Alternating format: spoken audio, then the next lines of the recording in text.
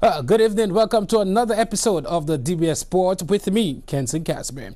We begin with cricket. St. Lucia Premier League CEO Hassan Aristide this morning announced two of their major partners for this year's T20 League scheduled to bowl off in June.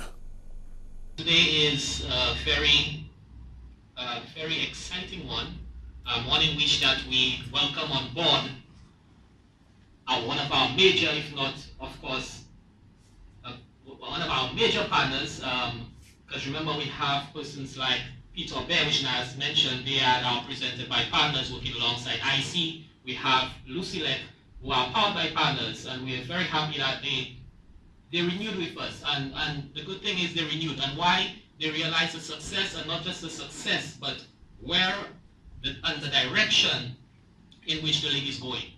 And we're very happy that this is the first ever, I stand corrected, the first ever semi-professional sport in terms of in the OECS, I would say. So we're glad that we can take it up a notch. And why I'm even happier is that the partner that we're introducing today, they have a big vision as well. And we know with the vision of the SPL and the vision with our title partner, who's Flow, we know that we can take this up to another level. Terry Finisterre, communication specialist at Flow, expressed delight in being the title sponsor for the second edition of the St. Lucia Premier League. And it's really a pleasure for us to be able to join you this year. We were very delighted with the success of the endeavor last year with the initiative that you guys showed, and certainly with the level of reception that the SPL enjoyed in its first year. As a couple of years ago, you were cricketers talking about the rich prizes that are available in terms of football, and Black Hat is doing it big, and Black Hat is in the communities, and Black Hat is there with Flow, and they're doing giveaways and doing top-ups, and they're doing promotions, and they're doing all these things in the communities for football. And cricketers were saying, boy, when are we going to get a piece of that? And here it is with SPL. And of course, so we are going to be bringing that same level of excitement, that same level of joy, and that same level of fervor to the communities with SPL 2018. You will be seeing all of the specials out there from Flow. You will be seeing us working with you guys closely in terms of providing opportunities for the teams to take advantage of St. Lucia's fastest mobile data network, opportunities for them to be able to get specials and discounts on handsets and of course on the various services.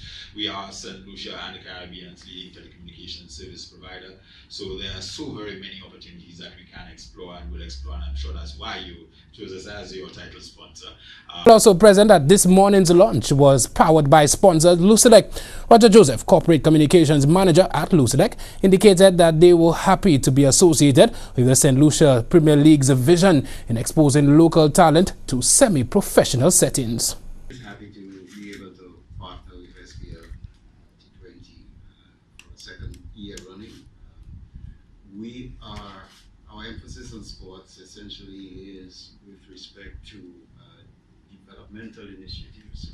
We do a lot with sports at the youth level, at the school level, and the vision that we have for a developmental initiative such as this is, that it will do exactly what it did in 2017, which was to energize cricket at the local level.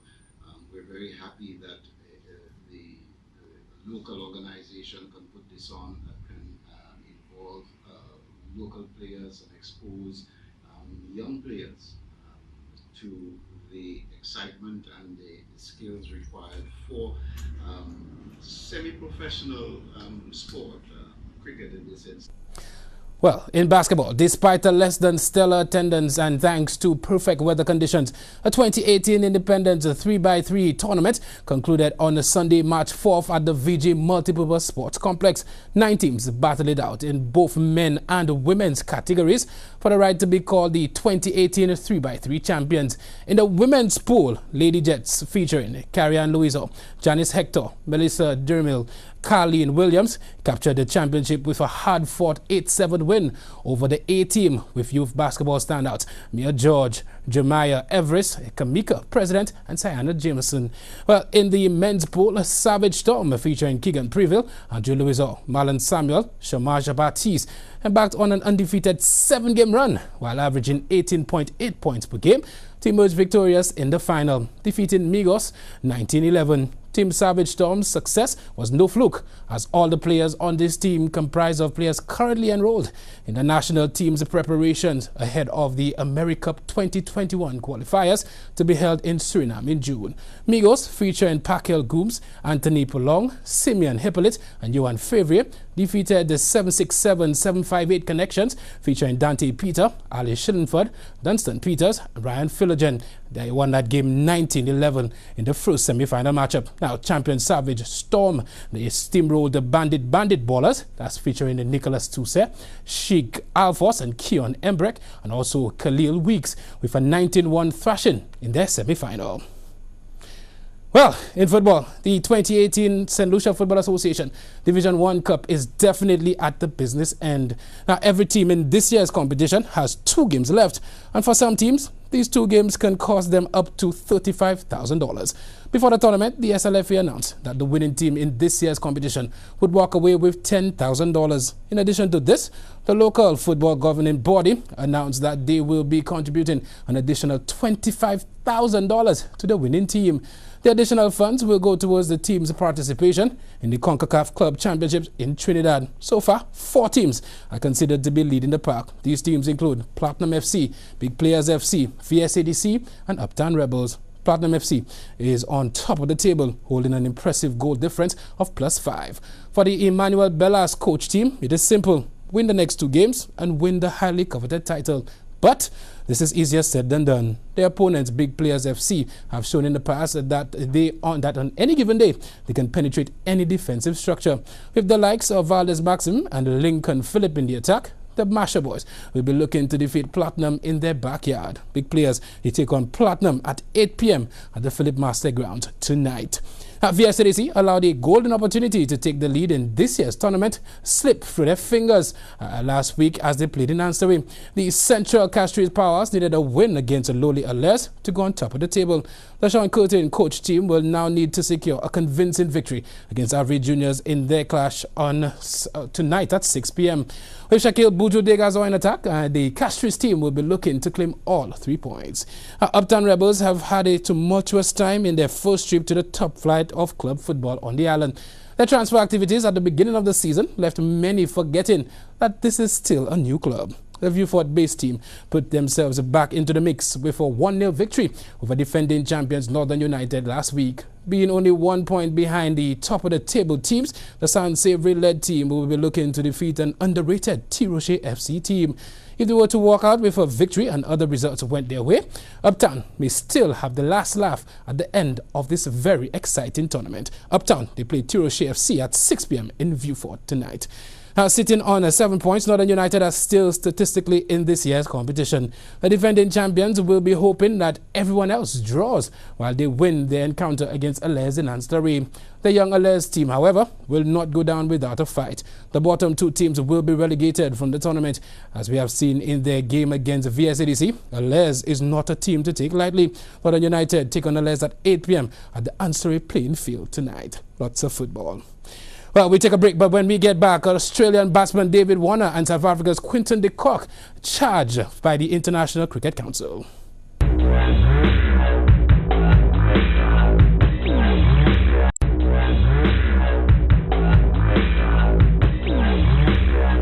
Well, welcome back. Australia batsman David Warner and South Africa's Quinton de Kock have been charged by the International Cricket Council for an incident after the first test in Durban. Video footage appears to show Australia vice-captain Warner having to be restrained by teammates during an altercation with wicketkeeper de Kock. Well, the 2 players have until Wednesday to respond to the charges. Of course, that's earlier today. Warner was charged with a level 2 offence, de Kock with a level 1. Now, a level 2 offence carries a 3 or 4 demerit points, while a level 1 offence carries 1 or 2, meaning Warner could be banned for 1 test while the heaviest penalty the Cock faces is a fine. Well, Vice-Captain Warner received the full backing of his coach, Darren Lehmann, who said they will certainly support David. Australia won the first test by 118 runs. The second test starts on Friday at St. George's Park in Port Elizabeth. Meanwhile, Russia remains suspended from international athletics, and the sport's governing body says it could permanently exclude the country if key doping reforms are not met soon. The IAAF first banned Russia in November 2015 over evidence of state-sponsored doping. The country was expected to have met reforms set out by the World Anti-Doping Agency WADA by November 2017. But the IAAF says many requirements have still not been met. Evidence of state involvement in the systemic doping of Russian athletes was compiled in the 2016 McLaurin report. Its conclusions and that of a later International Olympic Committee report led to the country being banned from February's Winter Olympics. Russia has repeatedly denied running a state-sponsored doping program. Rooney Anderson, chairman of the IAAF task force looking into Russian doping, he said because the country had still not acknowledged the institutional doping scheme that was uncovered, there can be no comfort that it will not be repeated. He said the task force had recommended that Russia should not be reinstated, and the IAAF Council had accepted. He added if Russia did not make progress towards fulfilling WADA's reforms by the Council's next meeting in July, further measures should be discussed. This includes withdrawing permission for Russian athletes to compete as neutrals in international competition and taking the steps necessary to recommend that RUSAF, that's Russia's Athletics Federation, be expelled from IAAF membership. Well, European champions Real Madrid moved into the Champions League quarterfinals as they beat League One leaders Paris Saint-Germain on Tuesday. Sensi able to reverse it in for Lucas Vázquez, loop cross back post. Ronaldo, is that game over? Is that tie over? It is a 9th straight Champions League game with a goal for Cristiano Ronaldo, matching Ruud van Nistelrooy's competition record from 2002-2003.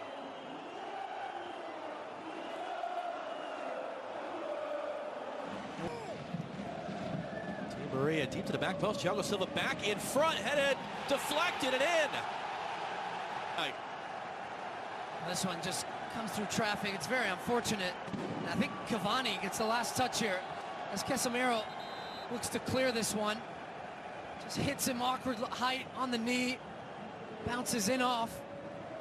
See there, Pastore does a good job of heading that one down with speed. It's Cristiano Ronaldo, who's going to hand off for Vázquez. Bale was wide open there. Poor clearance. Casemiro deflected. That'll do it. Tackle. Here it is. Makes an intercepting tackle. Now watch his run from deep as Cristiano Ronaldo picks up the ball. He has a look, and then that is a full sprint in the 80th minute. 30 yards to get in front. Now he misplays the pass here, and it fortuitously falls to Casemiro. But the deflection takes it in the back of the net. But this is created from Vázquez, who was trying to find Bale, and it takes a net. Unai Emery's time in charge of them. Now, John, if you run this all the way back to where Lucas Vázquez... Well, meanwhile, Liverpool are through to the quarterfinals of the Champions League for the first time since 2009 after a 0-0 second-leg draw at Anfield gave them a 5-0 aggregate win over Porto in their last 16 tie. Liverpool will discover their quarterfinal opponent when the draw is made on the 16th of March 2018. The ties will be played in the first and second weeks of April. Wow, that's sports. DBS News continues after the break.